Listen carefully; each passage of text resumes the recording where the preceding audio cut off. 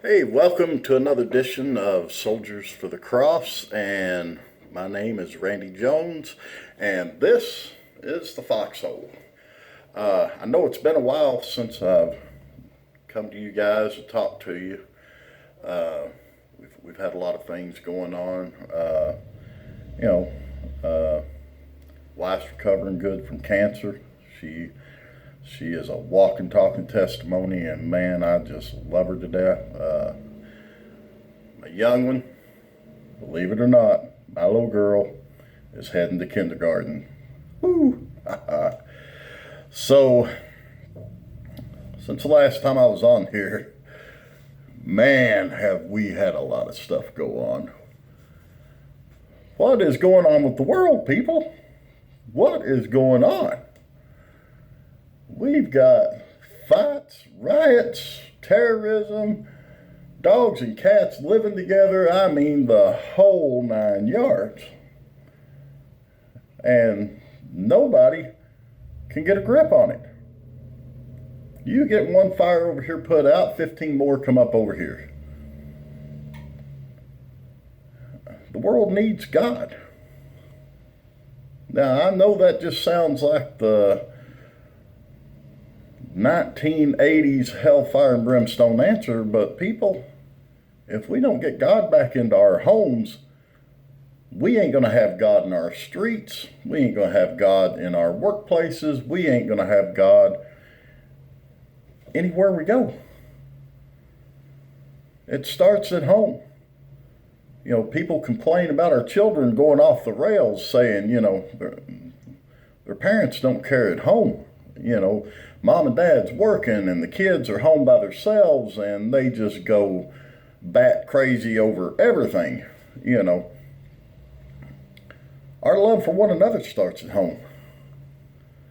Let me tell you something. If your kids see mom and dad arguing continuously, calling each other names, hatred spewed out left and right at home, they're going to carry that in a little suitcase right out here in public, everywhere they go every day, whether it's in school, whether it's at work, college. Listen, I'm all for the knowledge of man and universities and teachers and everything, teaching our children.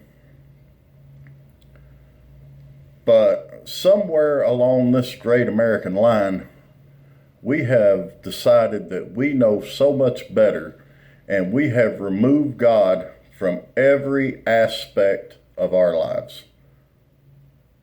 And I'm going to be honest with you. We've removed him from a lot of churches. Man, today's feel-good church is nothing more than a coffee house with a little bit of inspirational music. I can go to a Rocky movie and get the same feeling. Come out of there all pumped up, inspired, eye of the tiger, ready to go, and then it wears off. The problem is we've watered God down to the point where we've diluted him to nothing. Nobody takes anything serious anymore. Everybody's out for each other, what they can get. We've done away with the entire biblical theme of love thy brother as thyself.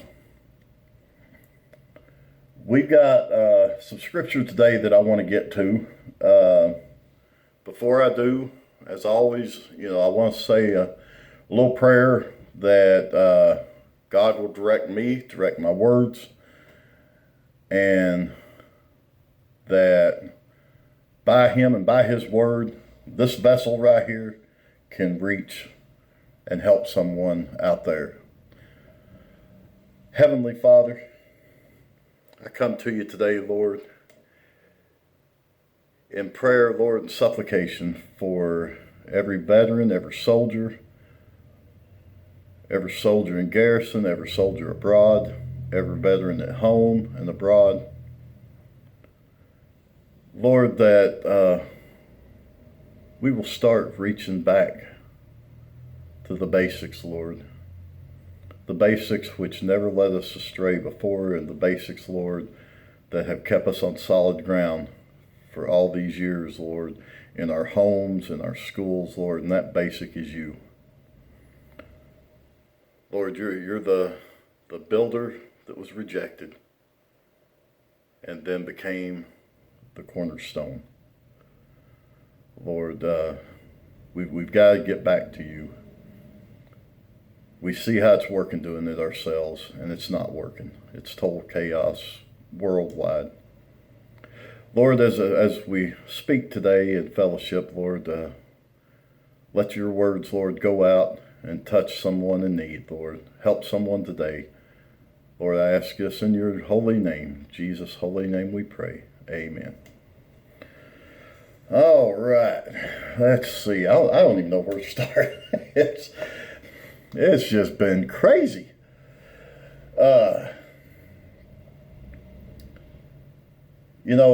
The biggest thing that I've watched on the news, and it's just been repetitive and over,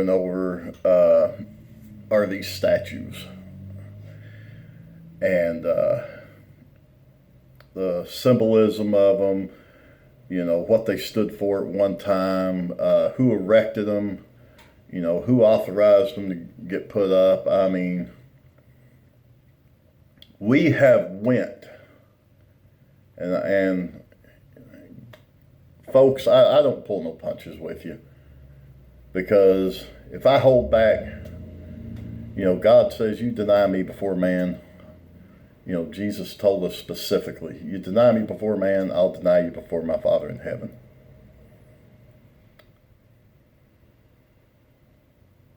We have come to a point in America where no one holds self-accountability.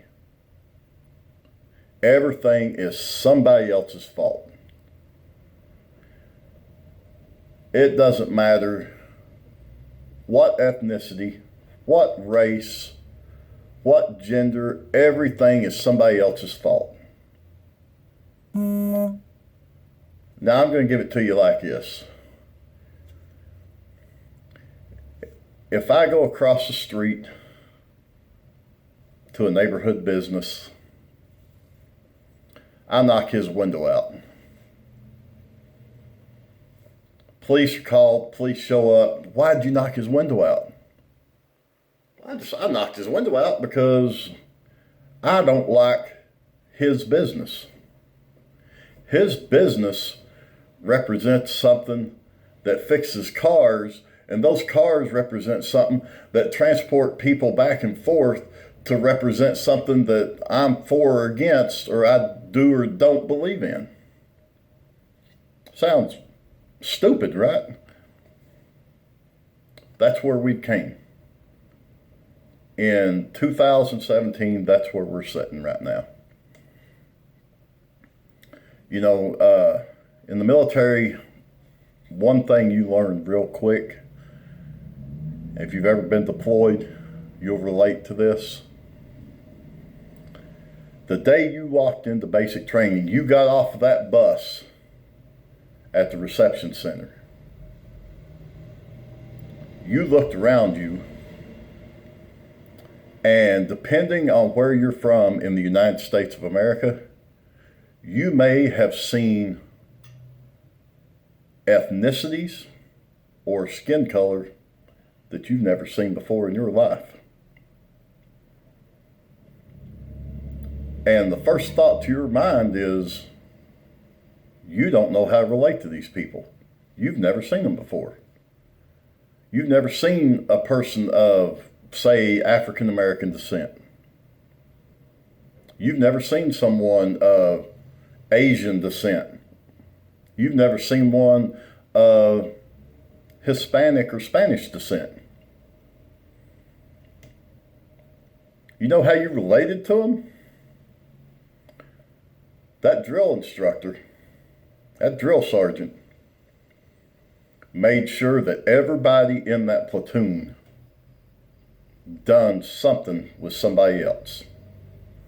We picked battle buddies, to help each other out through basic training. inadvertently, those drill sergeants, they didn't ask you who you wanted to be paired up with. They came and pointed, you, together, over there. You, together, over there. Your day went so quick after that, with the yelling, the screaming, the hustling, the jumping around, the running. Next thing you know, a day has went by and turned into a week. A week has went by and turned into a month. A month has went by and turned into a couple of months. And here you are getting ready to graduate. And your family's there, and all these families are gathered for the graduation ceremony and stuff. And here you are in those dress greens, just fit and trim. You're proudly marching up through there, and the ceremony's over. You've received whatever awards you got, your service ribbon. The first thing you do, hey, Mom, Dad, Grandma, Grandpa, come here. I got to introduce you to so-and-so. Oh, man, did we not have it rough for almost 13 weeks? Did they not almost kill us? Did they yell and scream at us all the time? What happened to the day you got off the bus and seen that guy and you're like, how do I even identify with him? The point I'm trying to make here is this. The military has a way of incorporating diversity and turning diversity into brotherhood. Because you went from noticing an ethnicity and a skin color, which is obvious to everybody. Let's all be adults here. But you went from that to noticing a friend, a comrade, a brother in arms, someone you would die for. You've known them 2 months, and you're already ready to die for them. You're ready to die for an entire nation. They're ready to do the same to you, or for you. That same methodology that they use in basic, Christ came with that same methodology throughout the entire world. He didn't pick a particular race. Yeah, the Bible's very adamant. Paul even said, I come to preach to the Jew first, then to the Greek.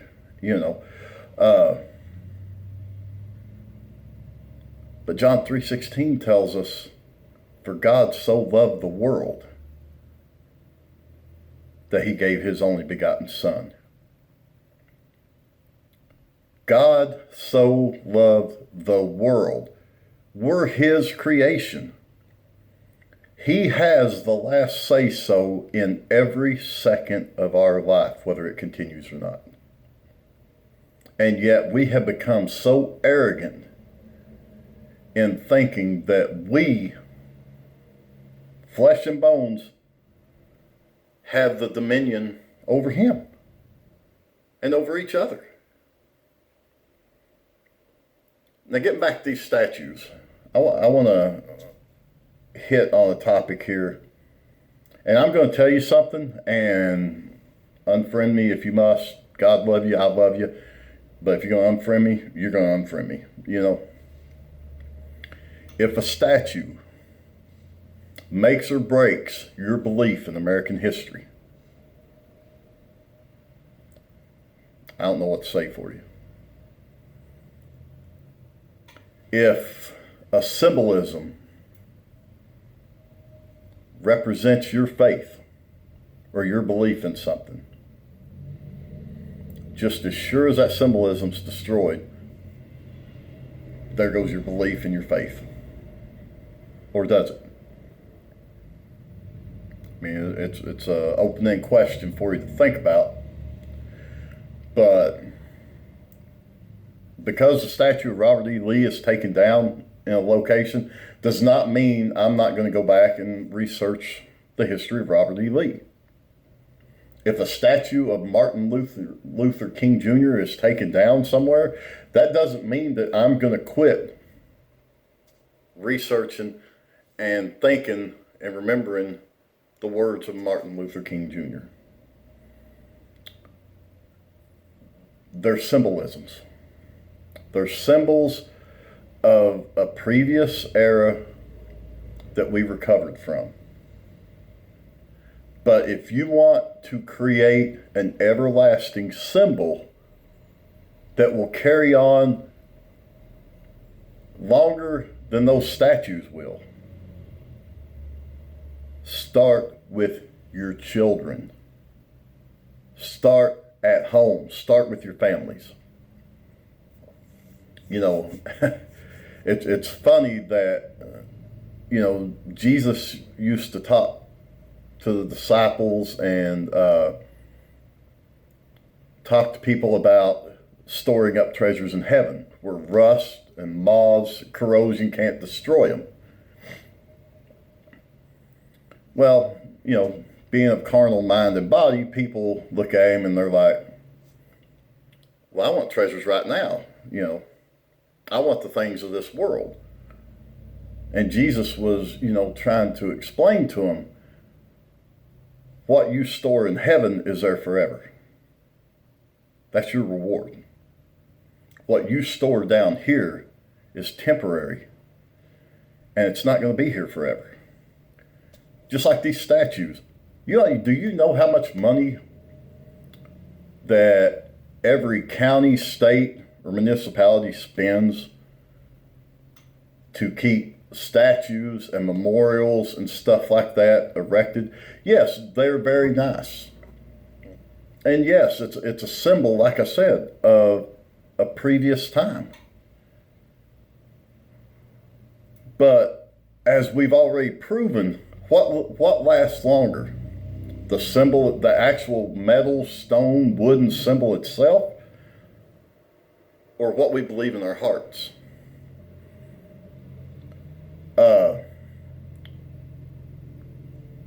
Going to Scripture, Luke 21. I want to read this to you because this just so well relates to what we're going through right now. Let's see if I can find it here.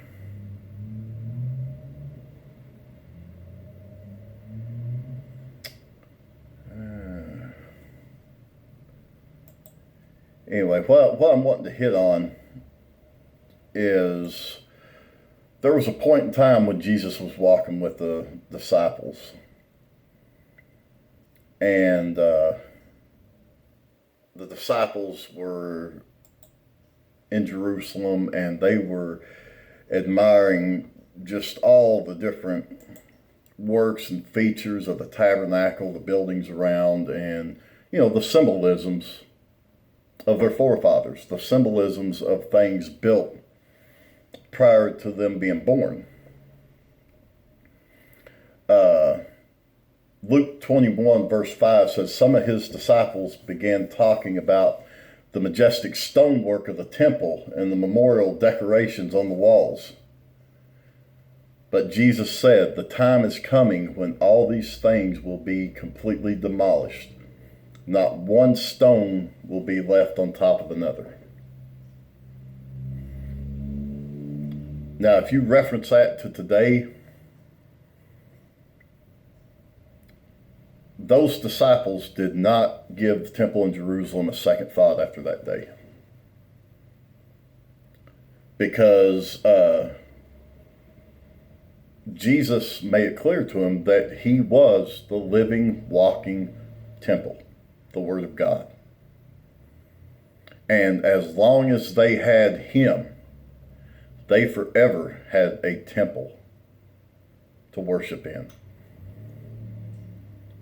As long as we have history in our hearts and minds, we should be able to discern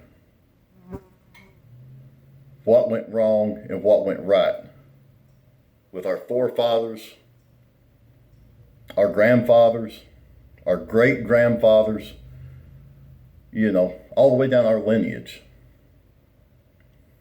We should be the stopping point for saying today is the day that symbolism is exactly that. History is what's in my heart.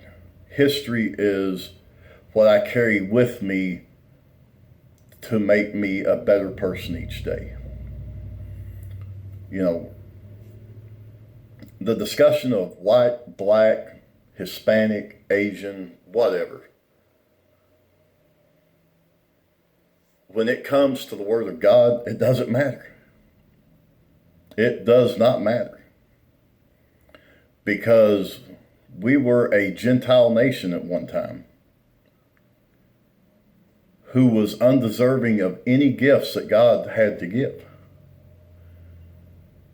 And because of Christ and what he did for us on Calvary, that made everyone open to have the relationship with God. Christ was the new covenant for all generations, for all ethnicities, for all races, not just for one particular one. Only man has the audacity to single out one race.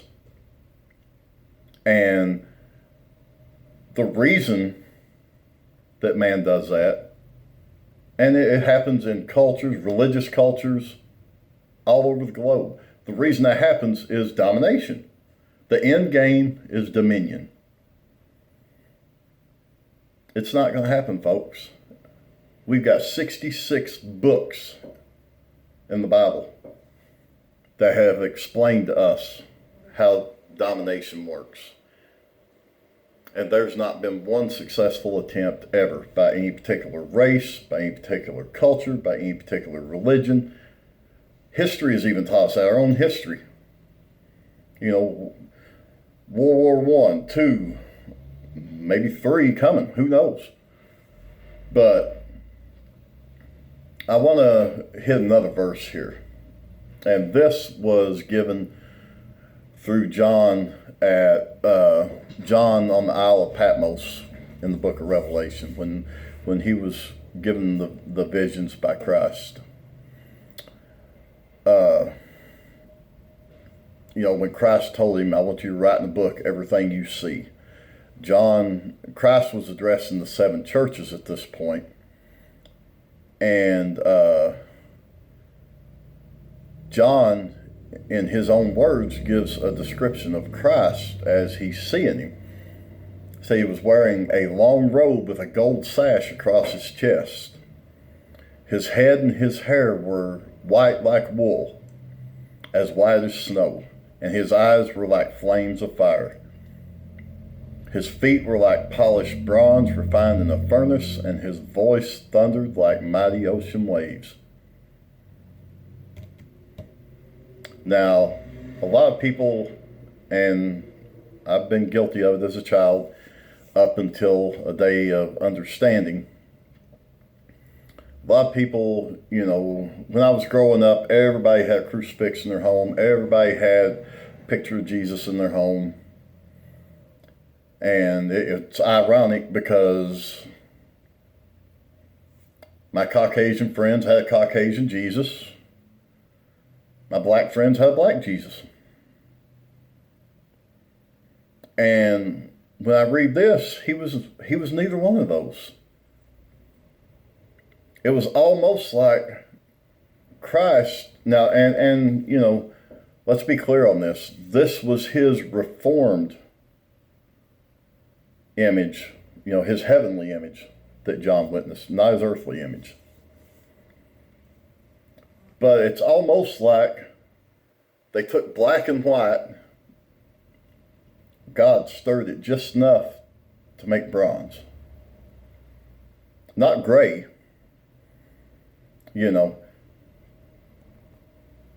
To me, when I see the word bronze in the Bible, you take black and you take white. You're going to get gray when you stir them together because, of the dilution factor. You put the love of God in there and stir it up. The love of God's bright. It's not white, it's not black, it's not green, purple. It's bright, it shines.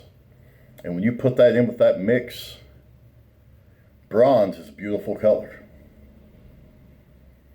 Bronze, for a lot of people, bronze represents third place.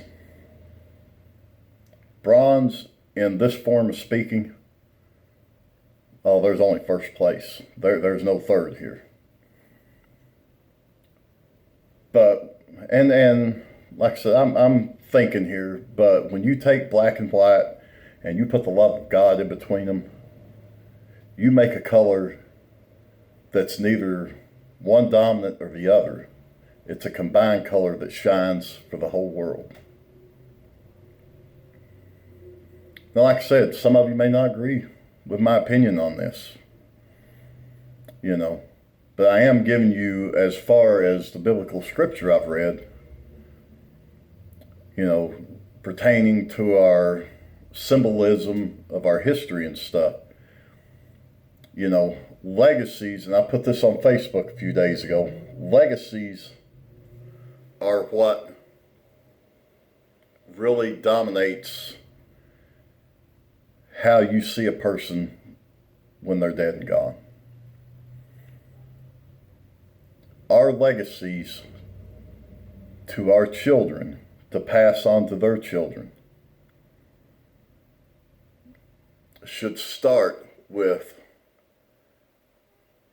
you loving God.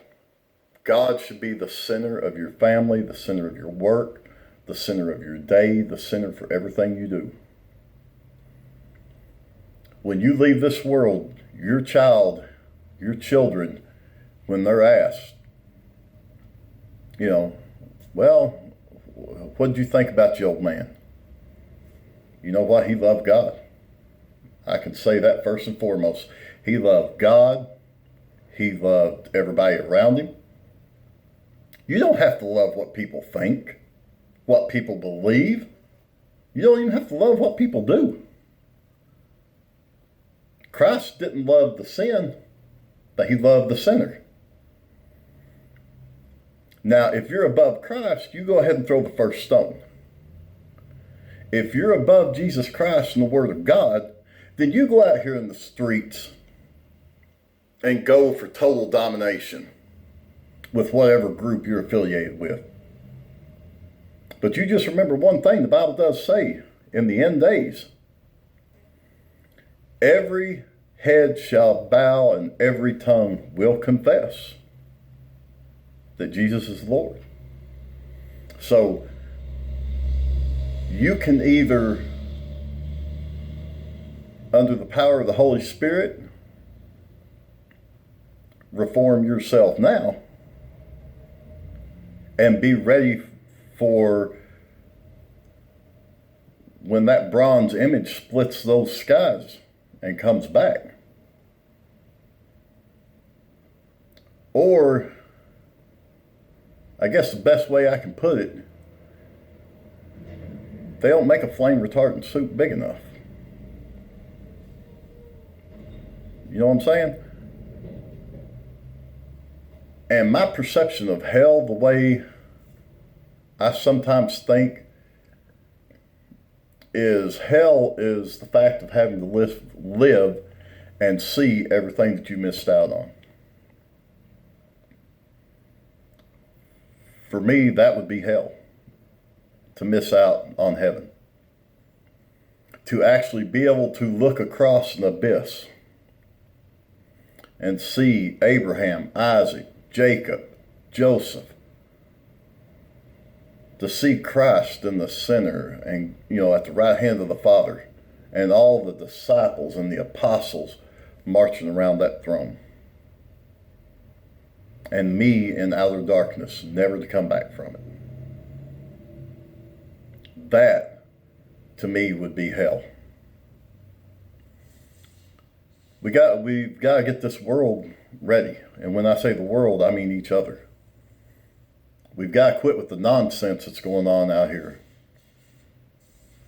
Okay? I served with some of the finest men in this world, that I believe in this world, they came from all backgrounds, all walks of life, all ethnicities, all cultures. Some of my greatest mentors and instructors